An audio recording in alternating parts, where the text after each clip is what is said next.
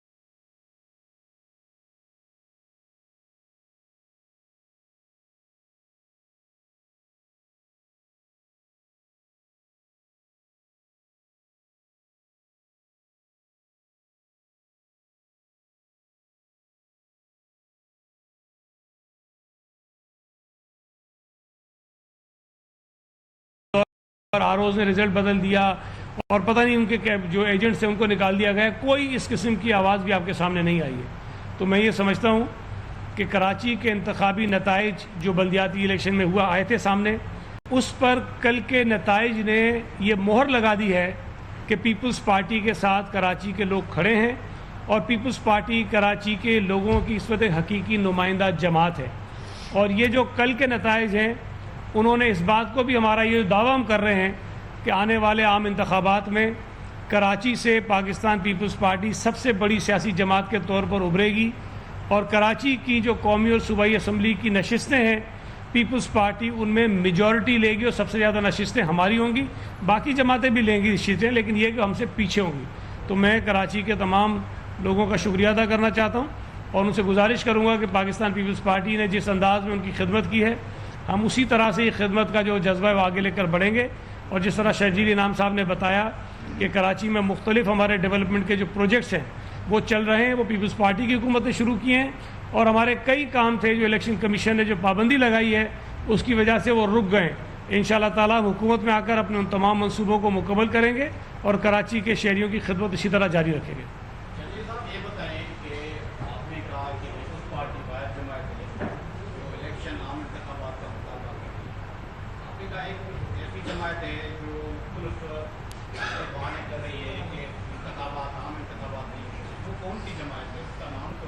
دیکھیں جی, آپ کو پتہ ہے نا, آپ خود دیکھ رہے, کون سی,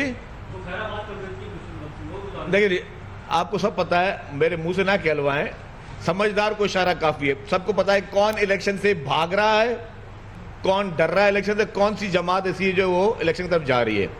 تو جو جماعت, جو پولیٹیکل پارٹی الیکشن پوسٹ پون مزید کرنا چاہتی ہے اس کو اپنی گراؤنڈ ریئلٹیز کا پتہ ہوگا نا, کہ اس کے پاس اگر آپ جیت رہے ہوگے تو آپ کیوں بھاگنا چاہو گے. اگر آپ کے گراؤنڈ میں آپ کے اچھے ہیں فوٹنگز تو آپ کیوں بھاگنا چاہو گے. یہ تو پیپلز پارٹی جو ہے وہ الحمدللہ الیکشن کو جلد از جلد چاہتی ہے.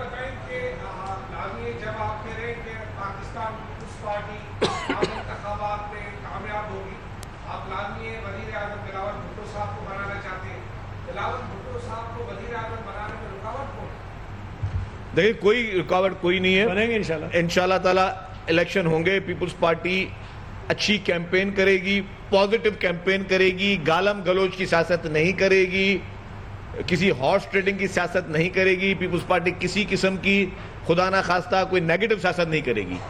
ہم پازیٹیوٹی کے ساتھ, ہم جوڑنے کے نعرے پہ اپنی لیڈرشپ محترم بلاول بھٹو زرداری صاحب اور پریزیڈنٹ آصف علی زرداری صاحب ان کے ویژن پہ چلتے ہوئے, ہم جوڑنے کے ناطے میں, ان کو مضبوط کرنے کے ناطے پہ ہم پوری قوم کو ہم الیکشن کی طرف جائیں گے اور انشاءاللہ تعالی ہم تاریخی فتح, چاہے وہ خیبر پختونخوا ہو, چاہے بلوچستان ہو, چاہے سینٹرل پنجاب ہو, چاہے ساؤتھ پنجاب ہو, چاہے سندھ بھر ہو اور سندھ کے شہری علاقے ہوں, سندھ کے دیہی علاقے ہوں, آپ کو پیپلز پارٹی ایک مضبوطی کے ساتھ ملے گی. ایک اور چیز میں تھوڑا بڑھاتا چلوں, ابھی تک الیکشن کا شیڈیول اناؤنس نہیں ہوا ہے, لیکن جس طرح جو ڈیولپمنٹ ورک بند کیا ہوا ہے وہ لوگوں کے لیے اس وقت ذہنی عطاب ہے. اب میں آپ کو سمجھاؤں کہ میں بات کیوں کہہ رہا ہوں.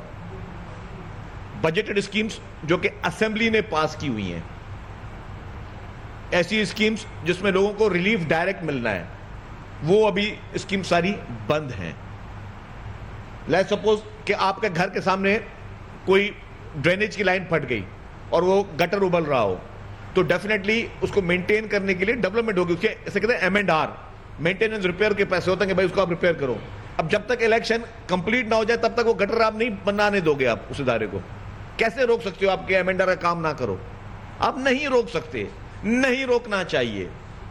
یہ مطلب الیکشن کمیشن پلیز اس پہ سنجیدگی کے ساتھ اپنے ان آرڈرز کو دوبارہ دیکھے. آپ کو نہیں منع کرنا چاہیے. تب تک لوگ, اگر 2-3 مہینے سے الیکشن نہیں ہوئے ہیں اور مزید ابھی 2 مہینے 3 مہینے ہیں اگر, تو پھر کیا لوگ ویٹ کرتے ہیں جب تک الیکشن نہیں؟ تب تک ہم اپنے گھر کے سامنے جو وہ گٹر کی لائن نہیں بنا سکتے, یا کہیں پہ اگر کوئی بارشوں کی وجہ سے کسی اور وجہ سے کوئی سڑک اگر ٹوٹ گئی ہو تو M&R کے جو پیسے ہوئے ہیں جو کہ گورنمنٹ نے پے کرنے ہیں, جو رکھے ہوئے ہیں مختلف ڈپارٹمنٹس نے, اگر وہ انہوں نے اپنی سڑک ٹھیک کرنی ہے تو کیوں کون سا قانون ان کو روکتا ہے؟ یہ نہیں رکنے چاہیے. آپ اس طریقے سے ڈپارٹمنٹ کے بجٹ کو روک کر آپ لوگوں کو تکلیف نہیں دے سکتے. تو یہ ایک جینوئن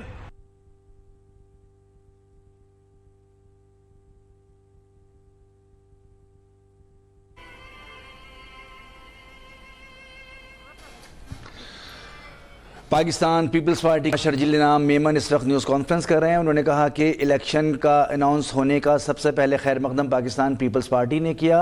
बिलावल भुट्टो जरदारी ने सबसे पहले कहा कि इलेक्शन का चांद सबको मुबारक हो। सिंध भर में बल्दियाती इंतखाबात में कामयाबी पर तमाम जियाली मुबारकबाद के मुस्तहिक हैं और उन्होंने कहा कि ये जो जीत है ये इस बात की निशानदही करे कि कराची में सबसे ज़्यादा सीटें भी आने वाले इंतखाबात में पाकिस्तान पीपल्स पार्टी ही लेगी।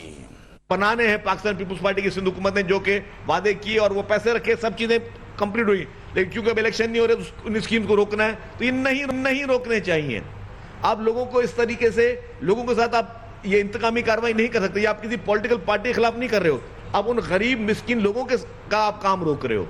अगर उनको आज इस महंगाई के दौर में किसी को फ्री में बिजली मिल रही है तो आप तो खुश होना चाहिए, आपका बोझ, आप पे बोझ कम होगा, आपकी एनर्जी में कुछ सेविंग होगी, आपकी लोड शेडिंग कम होगी, लोग मुफ्त में अपना गुजर सफर कर सकेंगे, लोगों को एक फाइनेंशियल रिलीफ है।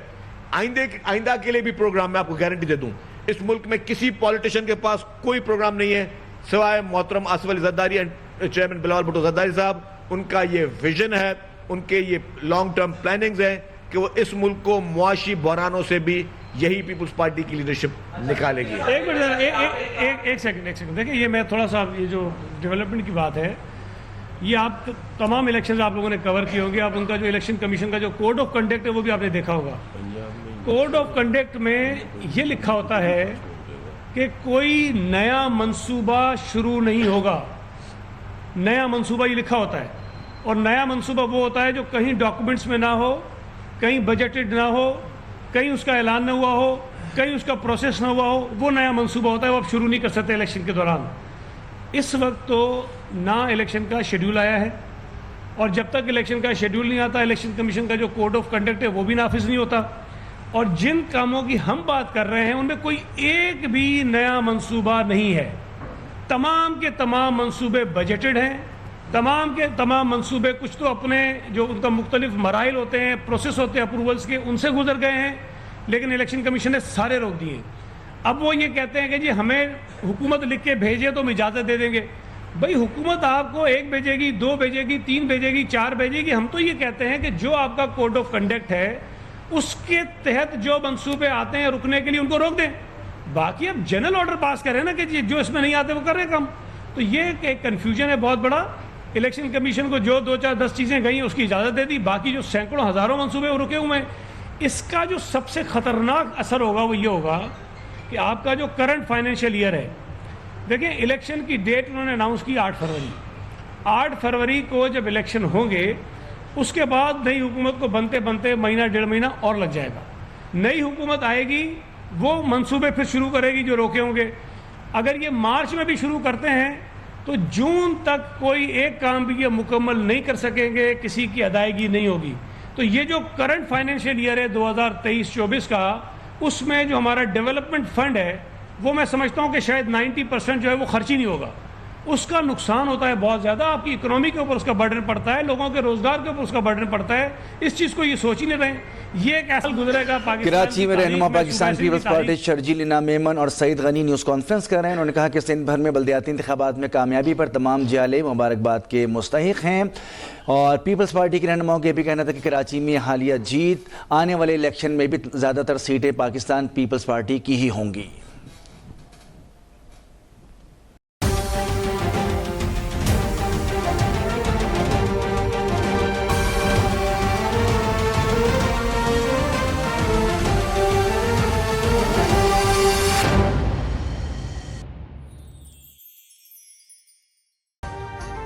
अभी सब्सक्राइब करें ताकि कोई खबर रह न जाए।